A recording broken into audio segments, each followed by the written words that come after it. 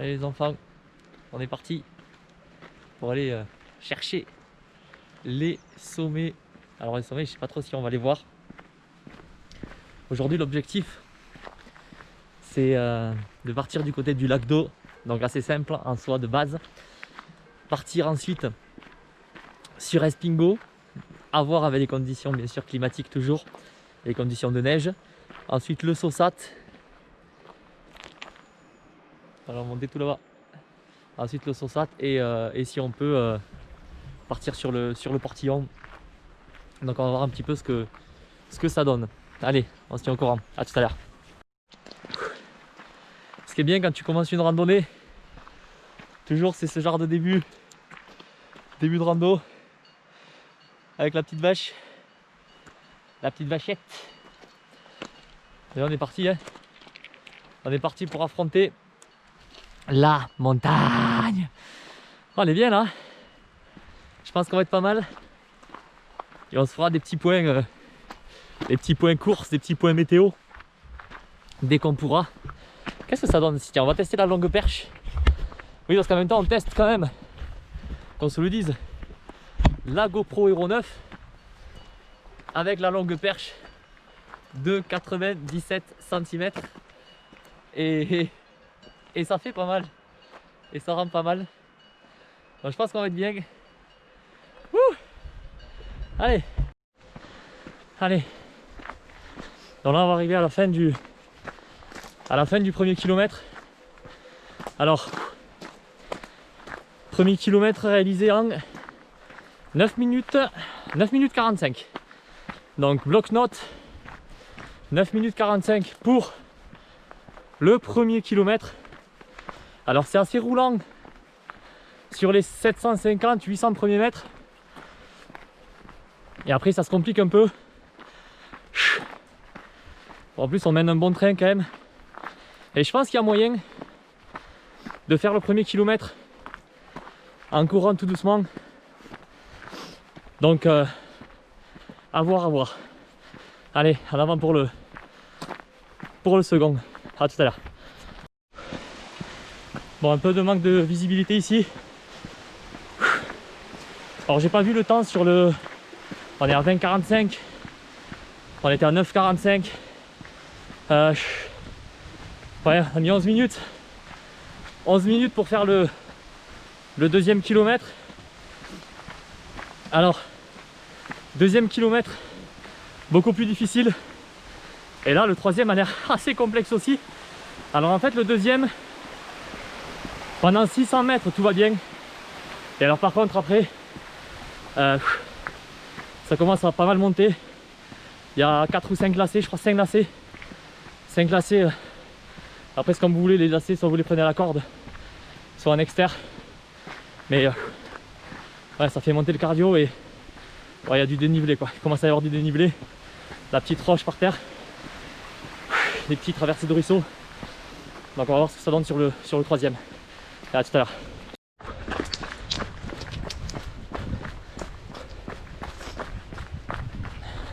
Troisième kilomètre. 11 minutes 50. Quasiment 12 minutes. Donc comment il se déroule ce troisième kilomètre? Du 2 au 3. Ben, de 2 jusqu'à 2,6. Honnêtement très compliqué. Vraiment très difficile de 2 à 2,6. C'est très raide, il y a énormément de cailloux. C'est vraiment pas évident. Après à partir de 2,6 il y a un replat. Puis ça descend un petit peu. Vous voyez jusqu'à quasiment maintenant là jusqu'au troisième. Même jusqu'à l'arrivée je dirais du lac. Jusqu'à l'arrivée au lac pardon. Donc pensez à bien vous hydrater. À bien souffler parce que le cardio il sera pas mal monté. D'accord, il sera pas mal monté. Et je me disais même, bon, si c'est comme ça pendant toute la montée aussi raide, avec autant de cailloux, jusqu'au portillon, je suis pas sûr d'y arriver. Mais bon, là on est arrivé déjà au lac d'eau. Donc pour la montée du lac d'eau, 33 minutes 19. On va arrondir aller à 33, entre 33 et 34. Puis on verra après sur internet plus ou moins où on en est. Donc voilà, ça c'était pour le troisième. À toutes. Arrivé au lac d'eau. c'était le premier objectif de la journée dans le lac d'eau. Attendez que je regarde. 3 km 40, 36 minutes. On a été... je sais pas où on a été, mais on a été en tout cas, ça c'est sûr. Donc pour résumer, c'est beau. Alors on va se mettre un petit coup de perche. Est-ce qu'on se mettrait pas un petit coup de perche nous? Hein? Bah si. Évidemment qu'on va se mettre un petit coup de perche de 97 cm. Parce qu'on est bien. Ah mon Dieu.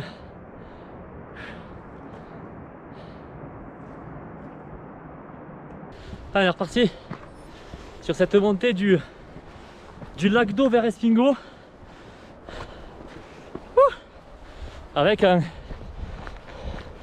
paysage quelque peu assez sympa. Voilà. Le plan cam. Là on se croirait sur le plan de la victoire au championnat du monde de Julian Alaphilippe. Allez, le plan hélico. D'ailleurs, superbe image. Mais j'espère que celles-ci seront d'autant plus belles. Alors, on y est, premier kilomètre en partance du lac d'eau vers Espingo. Très dur, 13 minutes 13 au compteur. Alors très dur mais très beau. Alors là on va peut-être pas voir parce qu'il y a beaucoup de feuillage, beaucoup de roches, très humide. En fait on marche quasiment que sur de la roche. Oui, c'est quand même magnifique. Ouais, c'est somptueux, il n'y a rien à dire, mais nous on n'a pas trop le temps de regarder le paysage. Alors en termes de sensation, bon, ça va quand même. Honnêtement ça va. Le paysage est incroyable. Le paysage est vraiment magnifique. Donc sur ça je me régale. On commence à arriver un petit peu vers de la neige. Regardez, je vais vous montrer ça. Voyez, voilà, on commence à arriver vers un petit peu de neige, ce qui est normal. Mais voilà, très glissant, très rocailleux, très difficile de garder un bon rythme. Donc le premier kilomètre du lac d'eau vers Espingo en marchant.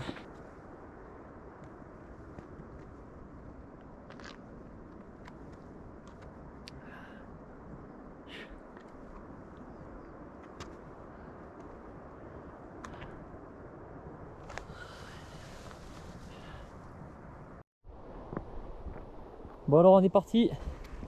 Hop là, on déclenche les chronos. Tac, tour lap, mon pote. C'est parti. Alors on est en direction de From to. On part de Espingo et on va à Sossat. En espérant qu'on puisse y arriver, bien évidemment. Parce que là, pour tout vous dire, on est dans des conditions... pas des conditions de septembre. Hein. On n'est pas dans des conditions de septembre.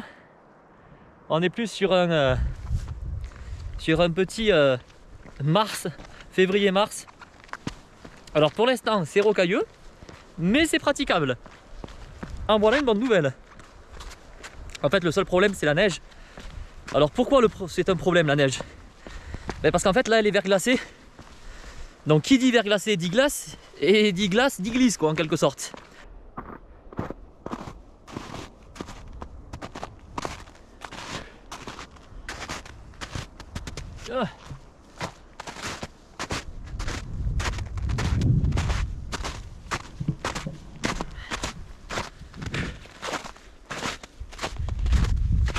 Oh, il y a la neige partout. C'est vachement agréable. Honnêtement, c'est sympa.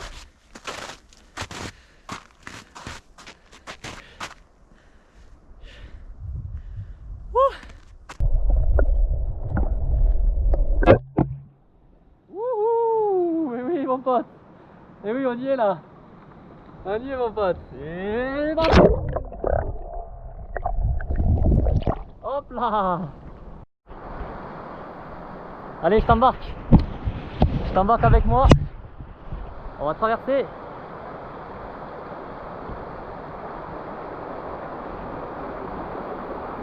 Et oui, mon pote.